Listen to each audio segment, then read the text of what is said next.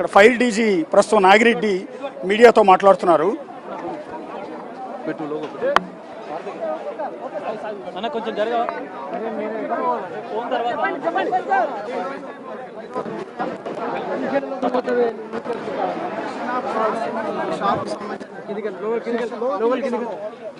రావడం జరిగింది.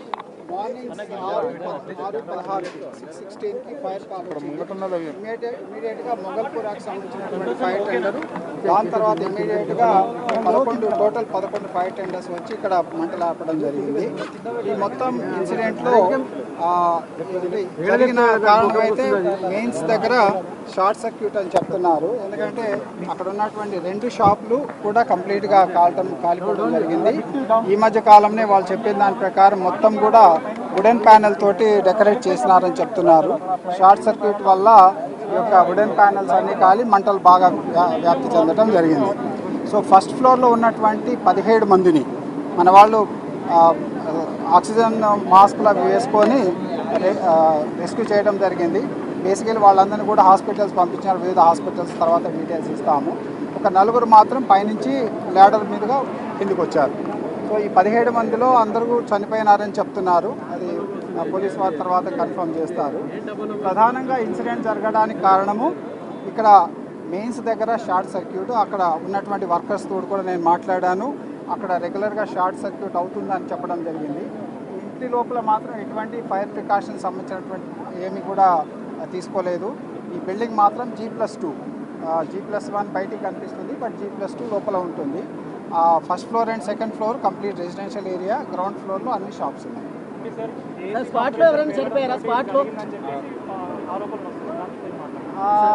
అంటే అక్కడ పరిస్థితి చూస్తే ఏసీ కంప్రెసర్ పేలడం కాదు, షార్ట్ సర్క్యూట్ లాగానే కనిపిస్తున్నది. మెయిన్స్ అంటే సో ఇక్కడ మెయిన్ రోడ్ నుంచి మీరు చూసుంటారు, మెయిన్ రోడ్ నుంచి లోపలికి ఉంటుంది, చిన్న సొరంగం లాగా ఉన్న ప్లేస్లోంచి పోతే అక్కడ లోపల ఇళ్ళు ఉంటాయి. ఈ లోపల మొత్తం ఫస్ట్ ఫ్లోర్ పోయేది ఓన్లీ 1 మీటర్ స్టేర్ కేస్ మాత్రమే ఉంది. సో లోపల ఉన్నటువంటి ఇన్మేట్స్ రెస్క్యూ అయ్యేదానికంటే తప్పించుకునే మార్గమే లేదు. సో ఇది ఏంటంటే పాతకాల బిల్డింగు, అప్పుడు ఉన్నటువంటి నామ్స్ ప్రకారం కట్టి ఉంటారు. సో ఫైర్ ప్రికాషన్స్ ఏమాత్రం లేవు కాబట్టి పెద్ద ఇన్సిడెంట్ జరిగింది. కేంద్ర మంత్రి కిషన్ రెడ్డి ఒక ఆరోపణ చేశారు. దాని మీద మీరు మాట్లాడాల్సిన అవసరం ఉంది. ఎందుకంటే అగ్ని ప్రమాదం జరిగినటువంటి వెంటనే ఆయన రాలేదు, అగ్ని ప్రమాదం జరిగిన వెంటనే అగ్నిమాపక శాఖ రాలేదు, దాంతో క్యాజువాలిటీస్ పెరిగాయని ఆయన ఆరోపించారు. ఆ విధంగా ఆయన స్టేట్మెంట్ ఇవ్వడాన్ని మేము అది వాళ్ళ విజ్ఞతకి వదిలేస్తాము. మేము మా ఫైర్ స్టేషన్ నుంచి ఏ విధంగా ఫైర్ ఇంజన్లు వెళ్ళింది అనేది ఆల్రెడీ మేము సర్కులర్ మీకు పంపించినాము. 6:16కి కాల్ వచ్చింది, 6:17కి మొగల్పూర ఫైర్ స్టేషన్ నుంచి ఫైర్ ఇంజన్ బయలుదేరింది. తర్వాత ఐ థింక్ 6:24 ఏదో మొత్తం లిస్ట్ అందరికి కూడా మా పిఆర్ఓ ద్వారా మొత్తం 11 ఫైర్ వెహికల్స్కి పంపించడం జరిగింది. దాదాపు 70 మంది ఫైర్మెన్, 70 మంది పైగా ఫైర్మెన్ ఇందులో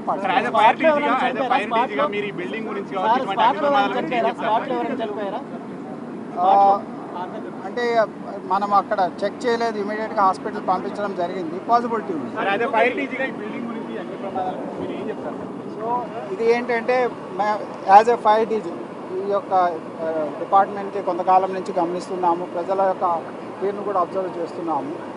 సో ఇటువంటి ఫైర్ జరిగినప్పుడే జనం అందరూ కూడా చాలా ఏమంటారు ఫైర్ ఇన్సిడెంట్స్ జరగడంతో ఇబ్బంది అవుతుందని చెప్తున్నారు. ఎప్పుడు కూడా ప్రతి ఒక్కరు కూడా ఫైర్కి సంబంధించినటువంటి ప్రికాషన్స్ తీసుకోవాలి. ఎవరి ఇంట్లో ఏ విధంగా మంటలు వస్తుందని చెప్పడం కష్టము. నేషనల్ బిల్డింగ్ కోడ్ ప్రకారం ఫైర్ ప్రికాషన్స్ ప్రతి బిల్డింగ్లో తీసుకోవాల్సి ఉంటుంది. ముఖ్యంగా మిక్స్డ్ ఆక్యుపెన్సీ అంటే కింద షాపులు లేకపోతే బిజినెస్ ఉండి పైన ఇల్లు ఉన్న ప్లేస్లలో ఖచ్చితంగా షాపులలో ఈ యొక్క ఫైర్ డిటెక్టర్స్ కానీ స్మోక్ డిటెక్టర్స్ కానీ స్మోక్ అలారమ్స్ పెట్టుకోవాల్సి ఉంటుంది.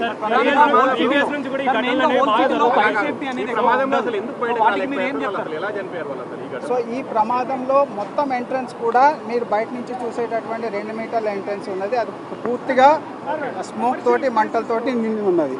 దాంతోపాటే ఫస్ట్ ఫ్లోర్ పోయేటటువంటి ఏదైతే యాక్సెస్ ఉన్నదో అది ఓన్లీ 1 మీటర్ సైజ్ ఉన్నటువంటి స్టేర్ కేస్ మాత్రమే. Nobody can escape from that.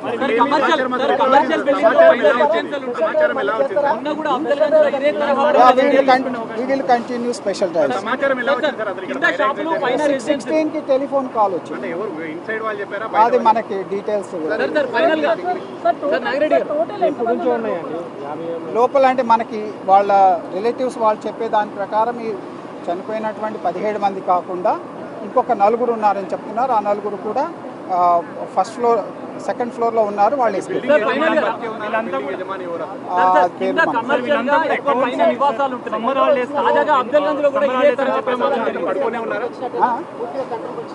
Complete మంటలు ఎప్పుడు ఆర్పేస్తున్నాం, అందరు కూడా పడుకొని ఉన్నారు.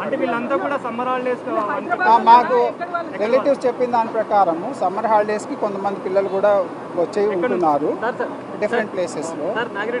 కింద కమర్షియల్ నుండి పైన రెసిడెన్షియల్ లోపల ఈ తరహా ప్రమాదాల్లో మృతుల సంఖ్య లాస్ట్ టైం అఫ్జల్గంజ్ కూడా ఇదే తరహా 3 అంతస్తుల భవనం రెస్క్యూ చేసి అక్కడ కాపాడారు. ఈ కమర్షియల్ గా ఉన్న వాటిపైన రెసిడెన్షియల్ వాటిపైన మీరు స్పెషల్ డ్రైవ్ ఏమైనా చేయబోతున్నారు? ఇది ఇటువంటి కమర్షియల్ కింద కమర్షియల్ ఉండి పైన రెసిడెన్షియల్ ఉన్నాయి. హైదరాబాద్లో లక్షలాది బిల్డింగ్స్ ఉన్నాయి. అది ఆల్మోస్ట్ నిజాం టైం నుంచి కూడా ఈ బిల్డింగ్స్ ఈ బిల్డింగ్స్ ఉన్నాయి. సో ఫైర్ చట్టం రాకముందు నుంచి కూడా చాలా బిల్డింగ్స్ ఉన్నాయి. మా రిక్వెస్ట్ మీ ద్వారా ఏంటంటే ప్రతి ఒక్కళ్ళు కూడా ప్రికాషన్స్ తీసుకోవాలి.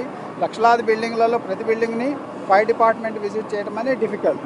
కానీ చట్టంలో రాసినారు, నేషనల్ బిల్డింగ్ కోడ్లో రాసినారు చిన్న చిన్న ప్రికాషన్స్.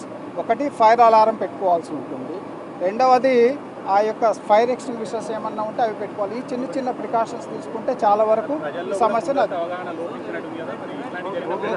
సో అందుకోసమే గత సంవత్సరం దాదాపు 8,000 పైగా మనం అవగాహన కార్యక్రమాలు నిర్వహించినాము. ఎప్పుడు కూడా మన డిపార్ట్మెంట్ ప్రతి కాలనీ ప్రతి ఏరియాకి పోయి కూడా అవగాహన కార్యక్రమాలు చేస్తూ ఉంటాం.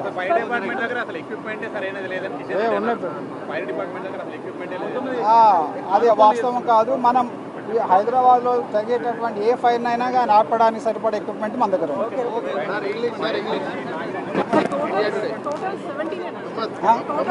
17 నుంచి